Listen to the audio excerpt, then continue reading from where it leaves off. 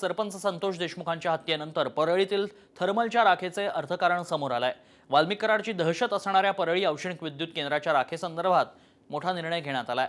परळीच्या औष्णिक वीज केंद्राच्या दाऊदपूरच्या तलावात पडणारी राख आता बाहेरच्यांना पैसे देऊन घेता येणार नाही। गेले काही महिन्यांपासून दाऊदपूर येथील तलावातून राख उचलण्यासाठी महानिर्मितीने निविदा प्रक्रिया पार पाडली। निविदा प्रक्रिया पार पाडल्यानंतर आता पात्र झालेल्या निविदाधारकांना राख उचलण्यास परवानगी मिळाली।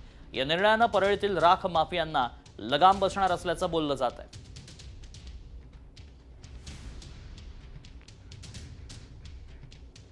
मिनिस्ट्री ऑफ एन्व्हायरमेंट मिनिस्ट्री आहे दिल्लीची, त्यांच्या गाईडलाईन्स आणि महानिर्मितीचं जे काही बोर्ड ऑफ डायरेक्टर्स आहेत त्यांनी आम्हाला जे दिलेल्या गाईडलाईन्स प्रमाणे आम्ही टेंडर काढतो।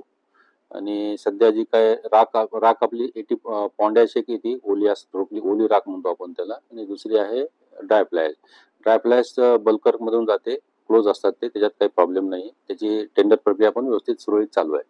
आता उरला प्रश्न आहे पॉन्डॅशची। मागे 2 वर्षापूर्वी टेंडर काढलं होतं आपण, परंतु बऱ्याच काही गोष्टीमुळे ते अडकलं होतं। परंतु माननीय मुख्यमंत्री साहेब आपले ऊर्जा मंत्री आहेत, तसेच माननीय बोर्डीकर मॅडम ऊर्जा राज्यमंत्री, आमचे महानिर्मितीचे CMD साहेब यांच्या मार्गदर्शनाखाली आणि त्यांच्या सपोर्टमुळे आम्ही हे प्रक्रिया आता चालू केलेली आहे। साधारण 2 एप्रिल पासून आम्ही हे विक्री सुरू केलेली आहे। आणि ह्याच्यामध्ये मला बीडचे SP साहेब आहेत, ग्रामीण पोलीस स्टेशनचे जे काही इन्चार्ज अधिकारी आहेत, यांचं खूप मोठं सहकार्य मिळालं आणि त्यांचा सपोर्ट आणि बाकी आमच्या मॅनेजमेंटचा सपोर्ट म्हणून आम्ही हे 2 तासांपासून एक प्रक्रिया सुरळीत चालू आहे आपली। हे ज्या